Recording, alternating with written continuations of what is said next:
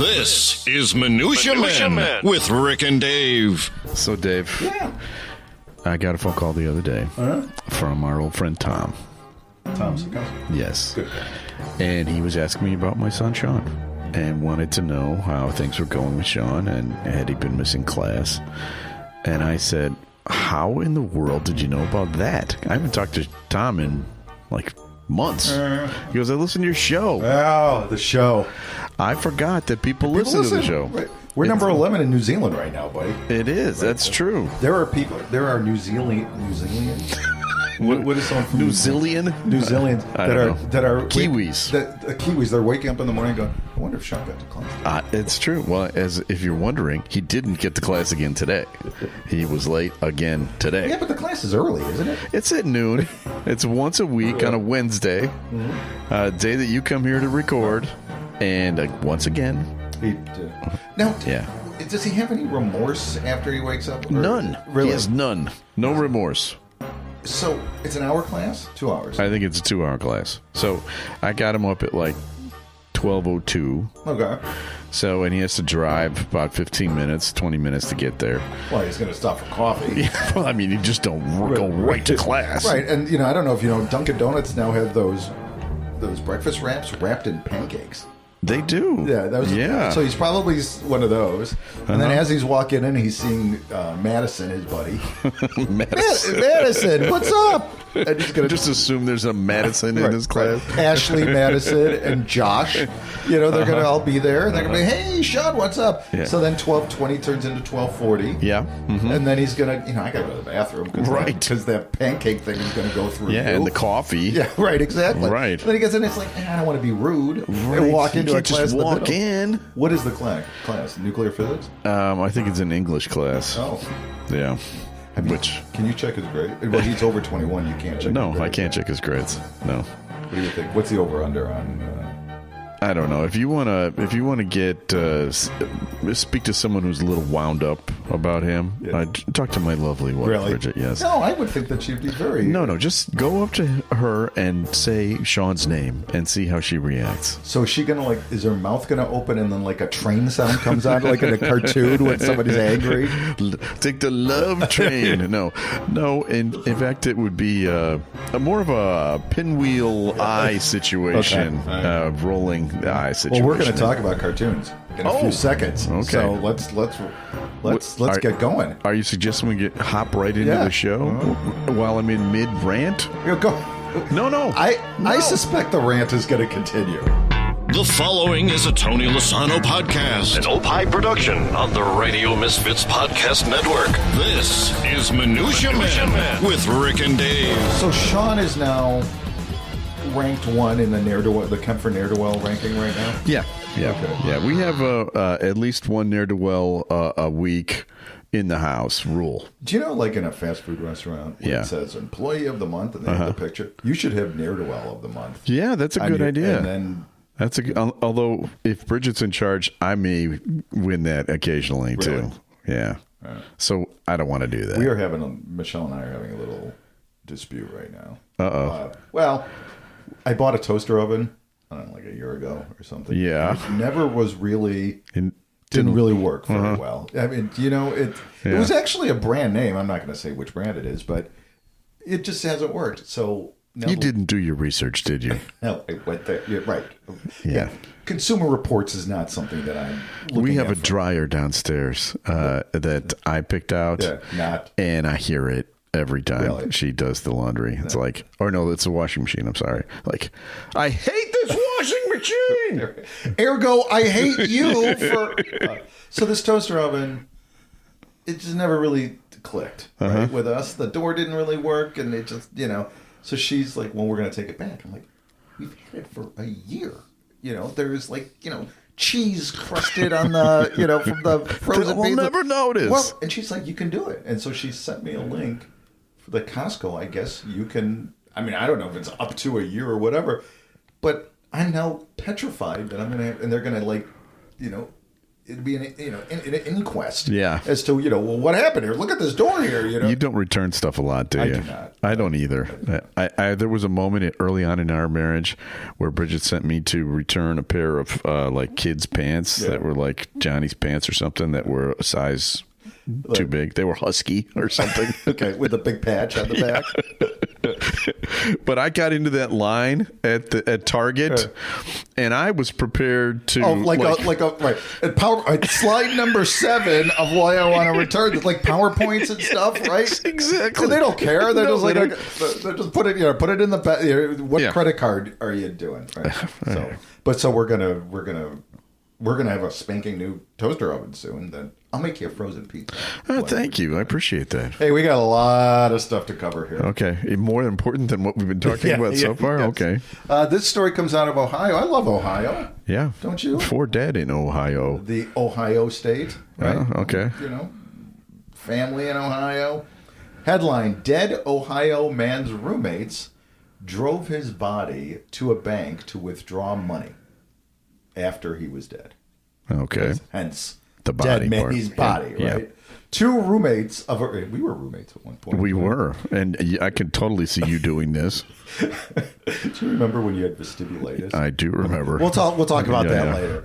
2 roommates of a recently deceased man were each charged with abusing a corpse after propping up his body to withdraw money from his bank, police said. The pair, Laureen E. Ferrallo, 55, and Karen Kasbaum, 63. Here is a picture of both of them. Look at those.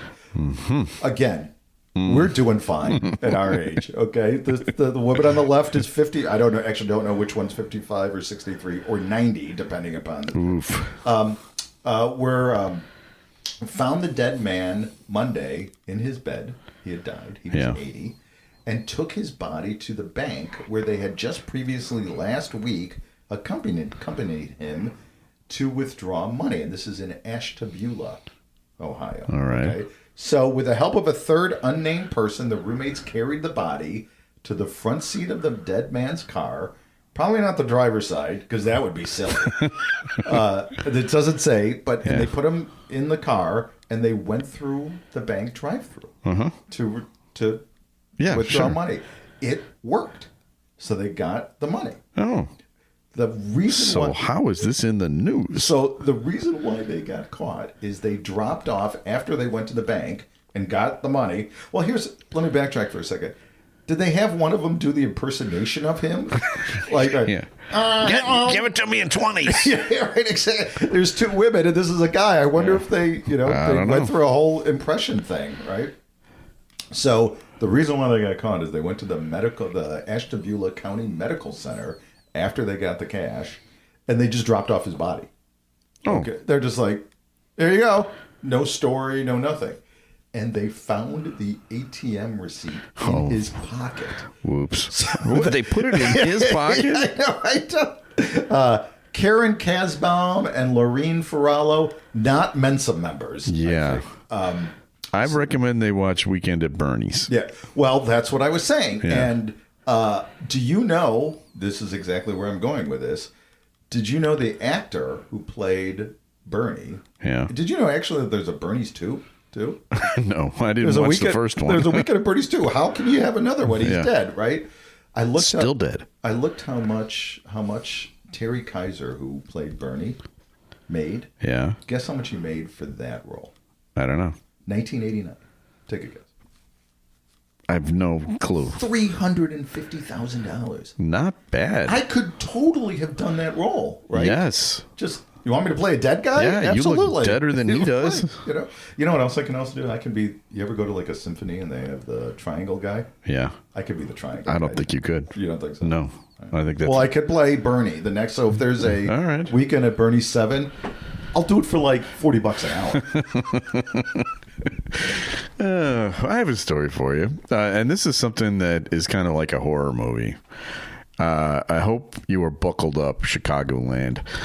Number 11 in New Zealand. Oh, wait, is this from Chicago? This is Chicago. An invasion of cicadas is coming this year, and it happens every 17 years. Those are migrant cicadas. They're in caravans, right, from Mexico, right? Isn't that where the cicadas are coming from? Well, I was thinking about this. If it happens every 17 years, this means this is going to be our fourth time. Yeah. In our lives. And I remember all three of the other times vividly. Yeah. 17 years ago, last time it happened, my sister-in-law Ellen had so many cicadas that they had to shovel their driveway with the dead carcasses of cicadas. Yes. And they're big, aren't they? They're huge. They got the big wingspans. 34 years ago, I was on Stephen Gary's show, and we recorded a song about cicadas that was to the tune of Gloria. Cicada. Cicada. Okay. All right, so that was 34 years ago. And 51 years ago, we were 12. 1973. We were 9 or 10, yeah. We were 10. I was fascinated by cicadas, these ugly beasts. I was scared of them because they are scary looking. But I was peer pressured into holding one in my hand. Okay. One of the neighborhood kids dumped. Was this when you were in the Army brat? No, this is before we moved. Okay. It was in Mount Prospect when I was a little kid.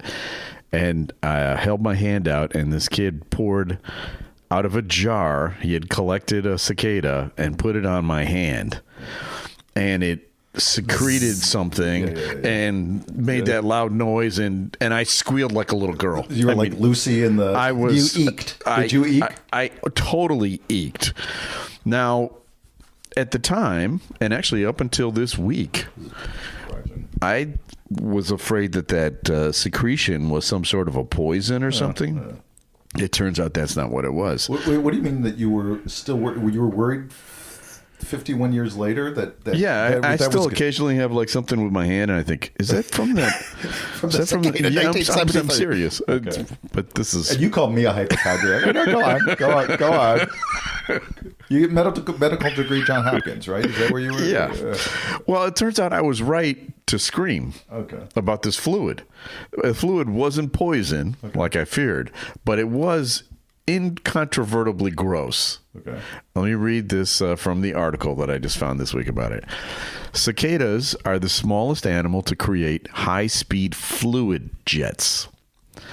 And because their population reaches trillions, the ecosystem impact of their fluid ejection is substantial but unknown. But what fluid are they ejecting? Well, are we talking males?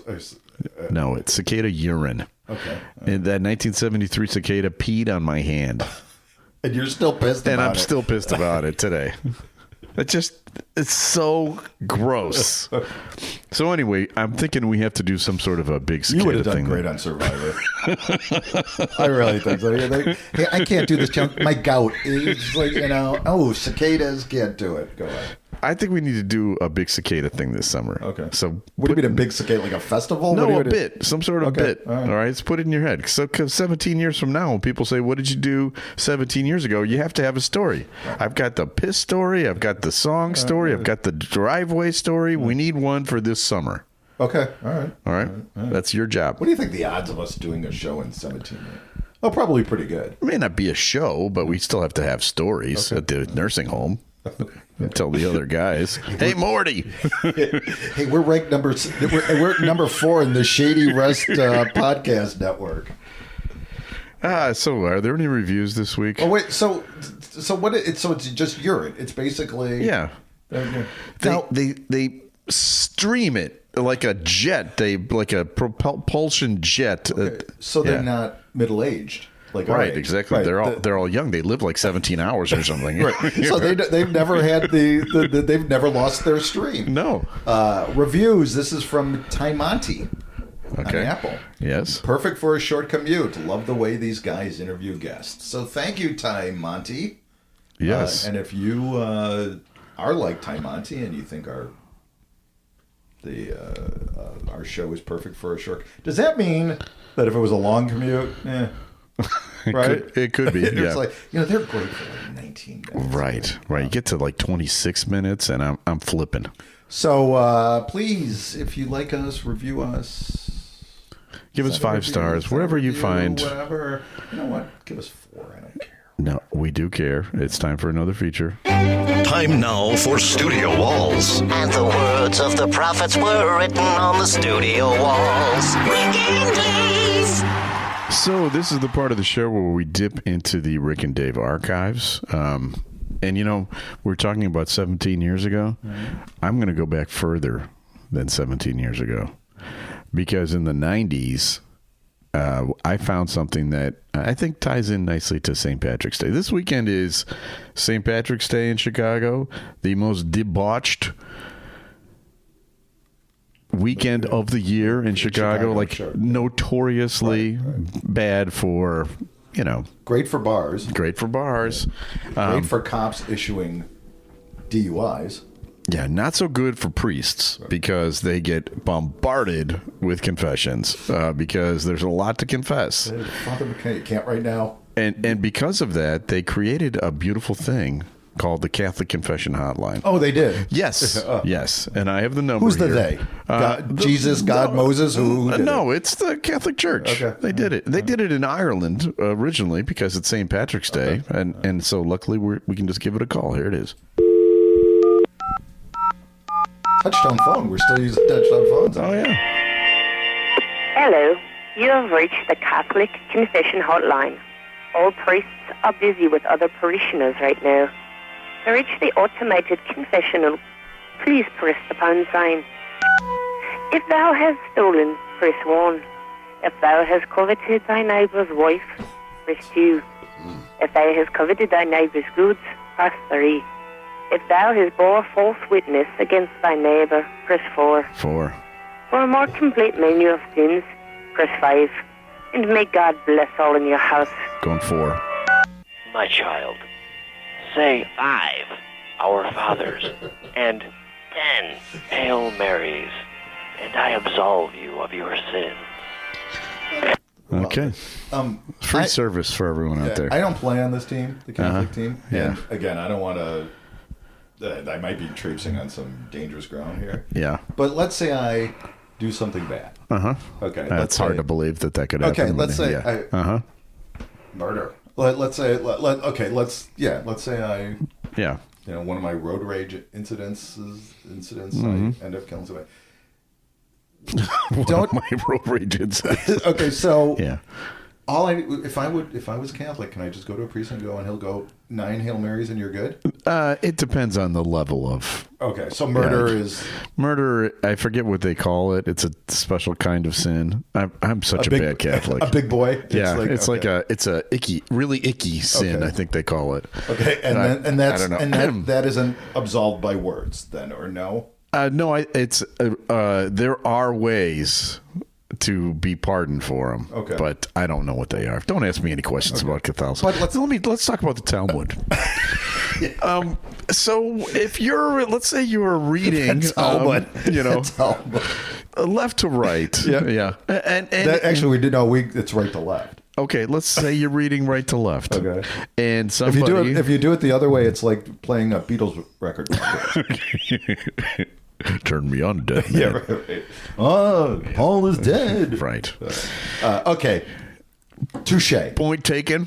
Yeah. Hey, I got another story, and this is, I think, really applicable to us, because I know that you are thinking of a second career.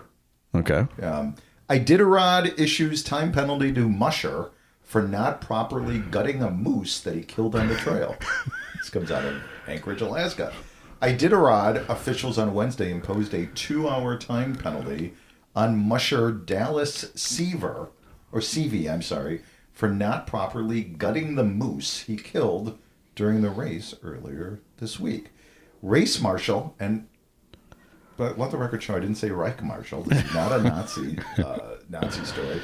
Warren Pelfrey convened a 3-person panel of race officials to investigate the circumstances surrounding the death of a moose, which became tangled up with CV and his dog team early Monday, about 12 hours after the race started for the day.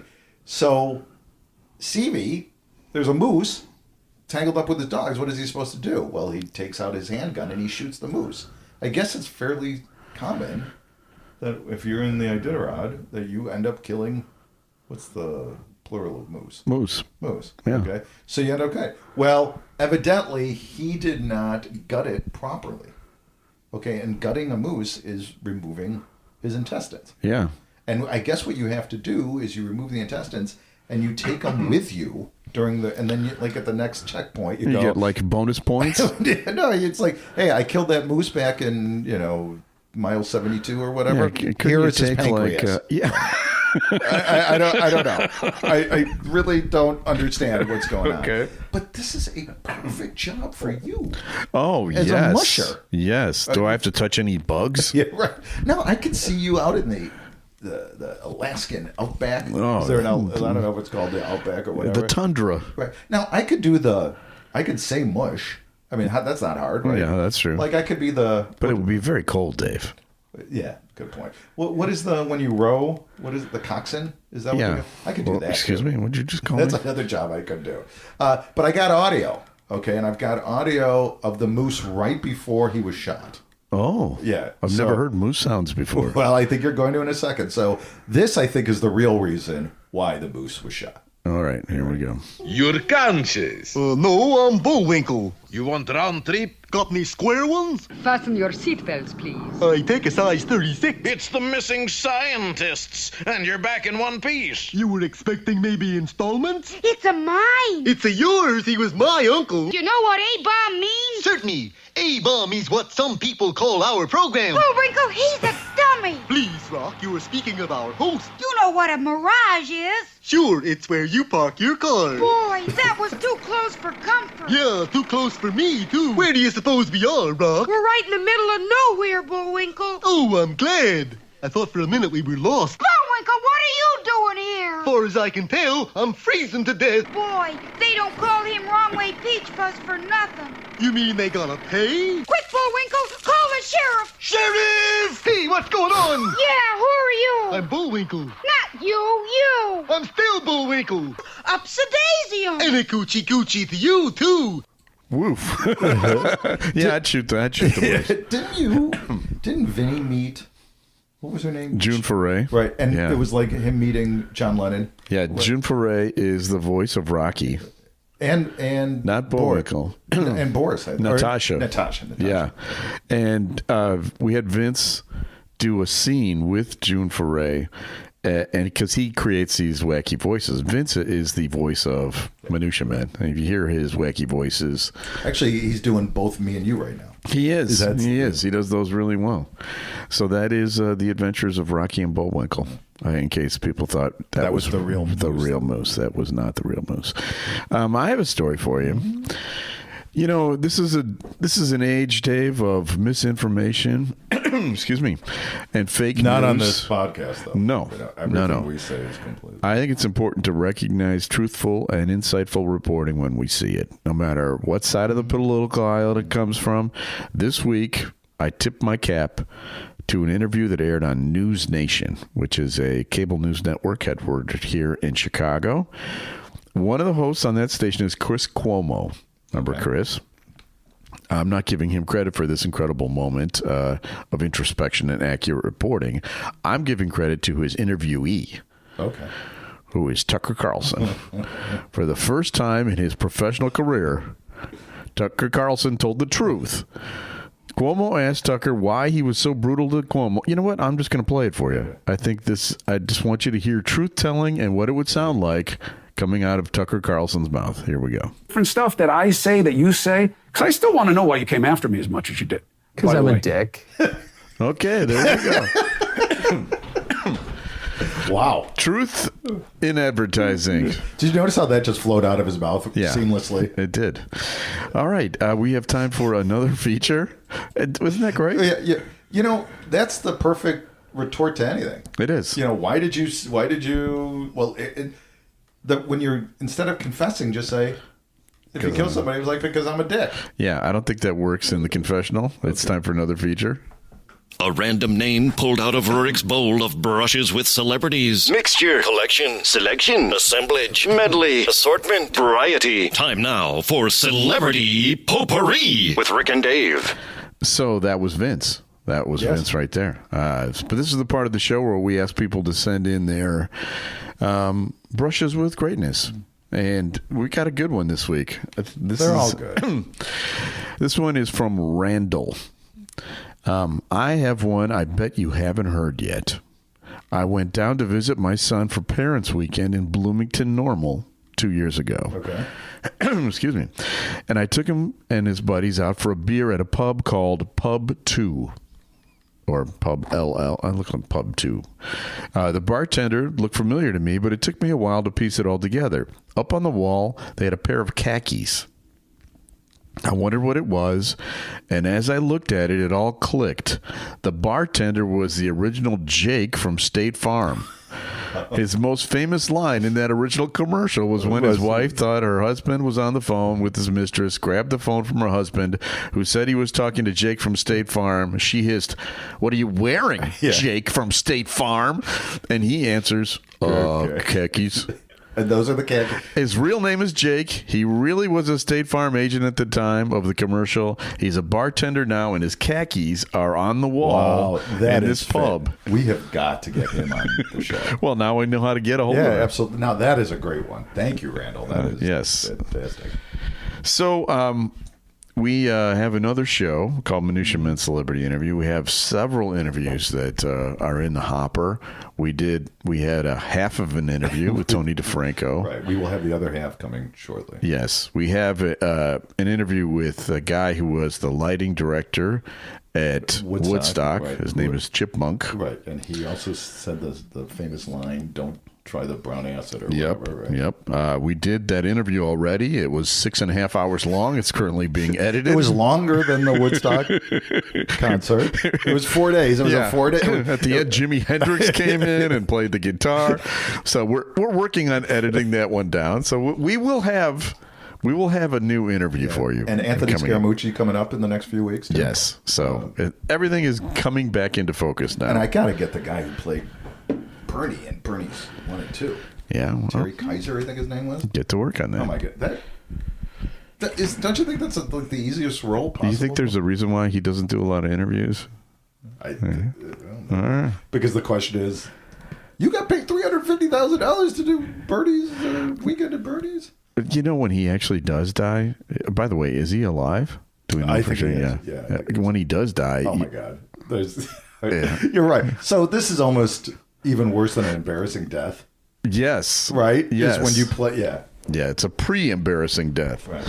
Well, when the guy who invented Tupperware, when he died, the coffin jokes about make sure you burp the coffin. Yeah. You know? Yeah. And the Marlboro Man, we had that a couple weeks ago. He died of lung cancer. Yeah. Embarrassing death is a real thing. I think should be worried about that. Embarrassing roles, evidently, right, too. So we have some people to thank for this show today. We need to thank Tony Lasano from Opie Shows, and he's got a fully functioning new board for us, so you have to pick up. So thank you. Cool. And by the way, it wasn't my fault last week on the show. It was just good old-fashioned equipment failure. Yes. Was it made in America? I don't know. That's a great question. We also need to thank Ed Silla from the Radio Misfits Podcast Network. It wasn't his fault either, so I should. It was Tony DeFranco's fault. It was Tony DeFranco's fault. But Great Talk Radio isn't dead. It just moved to a better place, and that's RadioMisfits.com. And we'll have new equipment, and we'll have new material. Let's not hold on there, Buckaroo, about the new content. All right, the new material. We'll have content. That may have been repurposed. Who knows? And we'll be back again next week with a brand new episode of Minutia Men. The proceeding was a presentation of the Radio Misfits Podcast Network. Find our other great shows on iTunes, Stitcher Radio, and at RadioMisfits.com. Thank you. This has been a presentation of Opie Productions. Tony, can you shut up?